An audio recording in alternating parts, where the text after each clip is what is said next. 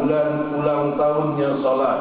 Ini adalah bulan di mana Allah Subhanahu wa taala mengangkat sang nabi menuju ke luhuran Mi'raj, yang Mi'rajnya kejadiannya cuma beberapa detik, namun keberkahan dan keluhurannya berlanjut kekal dan abadi kepada seluruh umat beliau, membawa rahasia kemuliaan salat, kemuliaan sujud, kemuliaan doa dan zikir di dalam solat yang berpadu padanya hampir seluruh macam zikir dan ibadah, yaitu padanya tahmid, padanya tahlil, padanya tasbih, padanya istighfar, padanya doa, padanya sujud, padanya ruku, padanya sedemikian banyak lagi salawat kepada Nabi sallallahu alaihi wasallam, padanya Al-Quranul Karim, dan padanya sedemikian banyak rahasia keluhuran ibadah berpadu di dalam salat itu, yang kesemuanya dipadukan oleh Allah Subhanahu wa taala untukku dan kalian dan seluruh keluarga besar umat Sayyidina Muhammad hingga akhir zaman sallallahu alaihi wasallam wa baraka alaihi wa ala alihi hadirin hadirat yang dimuliakan Allah. Maka di dalam perkumpulan luhur ini, saudara-saudariku yang kumuliakan, tiada lupa kita untuk selalu bermunajat dan berdoa dan mengingat diri kita dari banyaknya dosa yang telah kita perbuat. Jangan berputus asa dari pengampunan ilahi, karena pengampunannya selalu terbuka dan tiada pernah tertutup. Seraya memberikan pengampunan lebih cepat dari keinginan kita untuk memohonkan pengampunan. Jika kita sudah ingin minta pengampunan dari Allah, berarti Allah lebih cepat untuk ingin mengampuni kita. Sebagaimana firman-Nya, illa man taba wa amana wa amila amalan salihan fa ulaika yubadilullahu sayyi'atihim hasanat. Sehingga mereka yang bertobat, beriman, beramal saleh, maka Allah gantikan dosa-dosa mereka dengan pahala. Dosa-dosanya berubah menjadi pahala. Mereka yang mau bertobat dan mendekat kepada Sang Maha Dekat, Sang Maha Baik, yang Maha menciptakan manusia dari tiada, Maha berjasa kepada setiap hamba. Tidak ada seorang hamba yang berjasa lebih padanya melebihi jasa Allah kepada kita, yaitu Allah berikan pada kita kehidupan. Kehidupan ini adalah hal yang termahal, tidak bisa diberikan oleh makhluk sesama kecuali dari Allah. Tidak ada bayi lahir dengan keinginannya ingin bayi ingin lahir ke muka bumi, kecuali dengan kehendak ilahi yang menciptanya dari tiada hingga menjadi sebutir sel, hingga menjadi gumpalan darah, gumpalan daging, hingga menjadi tubuh, hingga Allah wakilkan kasih sayangnya pada ibundanya, kemudian lahir ke muka bumi. Ia melewati makan dan minumnya, Allah siapkan air. Manusia tidak bisa mencipta air dari tiada, hanya mengambil air dari bumi yang telah ada, apakah dari hujan ataupun dari dalam bumi. Namun sudah Allah siapkan juga hewan dan tumbuhan untuk pangan kita. Kita tidak menciptanya dari tiada, kita hanya mengembangkan yang sudah ada. Ini semua disiapkan oleh Allah Subhanahu wa taala. Namun bagaimana dengan hubungan kita kepada Rabbul Alamin Subhanahu wa taala yang paling banyak kita lupakan dari yang lainnya? Hadirin hadirat, yang paling jarang kita ingat, yang paling jarang kita memanggil namanya dan berzikir menyebutnya. Saudara-saudariku yang kumuliakan, seraya berfirman, wa in dzakarani bina wa ana ma'a 'abdi haitsu ma dzakarani wa ana ma'a 'abdi ana ma'a 'abdi haitsu ma dzakarani wa taharrakat bi syafatah.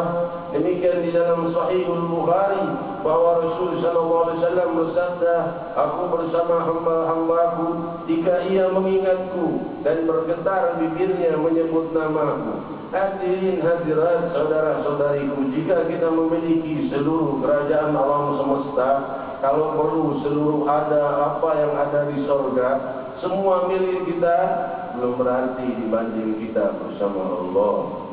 Allah Subhanahu wa taala mengatakan, wa ana ma'a 'abdi haitsu ma dzakarani.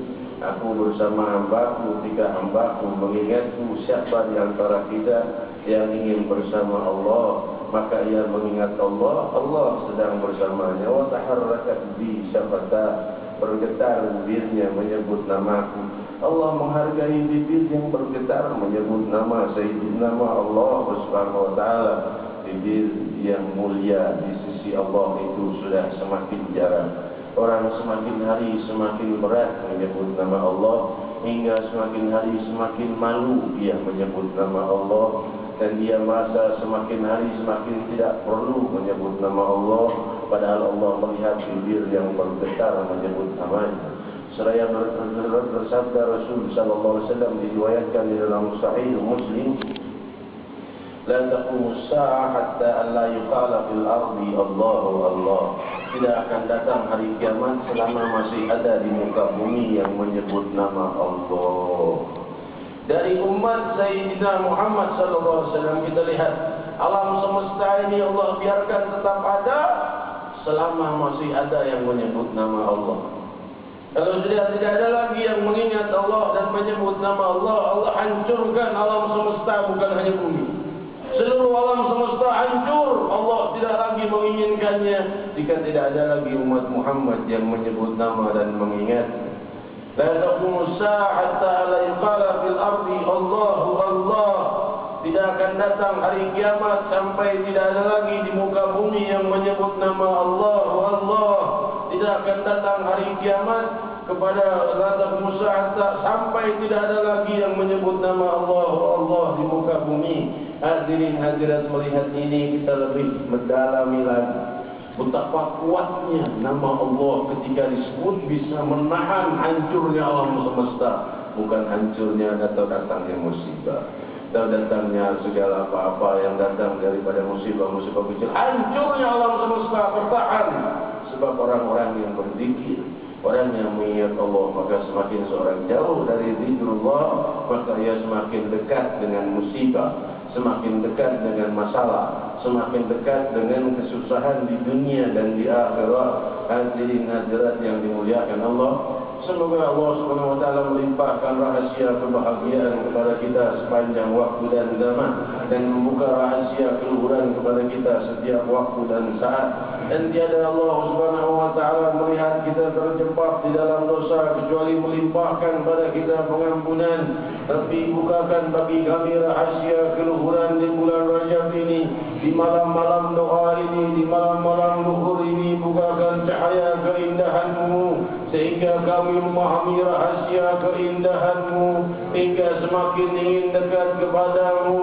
Dan bukakan bagi kami rahasia kebahagiaan dunia dan akhirat, rahasia keluhuran dunia dan akhirat, kesejahteraan dunia dan akhirat, ketenangan dunia dan akhirat, kemuliaan dunia dan akhirat, kesucian dunia dan akhirat, keluhuran dunia dan akhirat, cahaya dunia dan akhirat.